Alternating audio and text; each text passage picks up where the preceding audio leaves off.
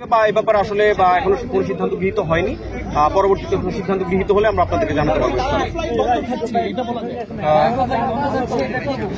Cargo flight বলতে আমাদের, আপনারা জানেন যে আমাদের কিছু কার্গো ফ্লাইট কিন্তু স্কেডিউল, তো শিডিউলের ভিতরে কোনো কার্গো ফ্লাইট আমাদের সামনে থাকলে আমরা এই ব্যাপারে চিন্তা ভাবনা করে যাচ্ছি। যাদের টিকিট দুপুরে ছিল বা সন্ধ্যায় ছিল এদের বিষয়ে কি করবেন? তারা ক্যান্সেল হয়ে গেছে অলরেডি, অনেকে দুশ্চিন্তায় আছে। আপনারা জানেন যে কিছু ফ্লাইট ট্রানজিট ফ্লাইট ছিল, যেখানে এখান থেকে টেক অফ করে যাওয়ার পরে কোনো একটা দেশে গিয়ে তাদেরকে অন্য বিমানে ট্রানজিট ধরতে হতো।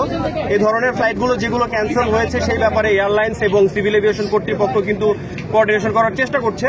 এছাড়াও যে ফ্লাইটগুলোতে এখনো ট্রানজিট ধরা সম্ভব সেই ফ্লাইটগুলোকে কিন্তু আমরা প্রায়োরিটি বেসিসে আমরা ওই ফ্লাইটগুলো আগে টেক অফ করানোর ব্যাপারে আমরা চেষ্টা করে যাচ্ছি ইনশাল্লাহ। ভাই আপনার নামটা? ফ্লাইট লেফটেন্যান্ট আবু ওয়াক্কাস হৃদয়। আমি হযরত শাহজালাল আন্তর্জাতিক বিমানবন্দরের এভিয়েশন সিকিউরিটি বিভাগে কর্মরত রয়েছে। এটা এখনো আসলে আপনারা জানেন যে একদম সম্পূর্ণভাবে আগুন আমরা নিয়ন্ত্রণে এখনো পর্যন্ত you see fire service still working, Bangladesh বিমান বাহিনী, Bangladesh fire service, civil defence, RAB থেকে শুরু করে সবাই কাজ করে যাচ্ছে। এটা সবার কাজ একসাথে শেষ হলে দেন আমরা অ্যাকুমুলেট করে আমরা আপনাদেরকে একটা ফলাফল জানাতে পারবো।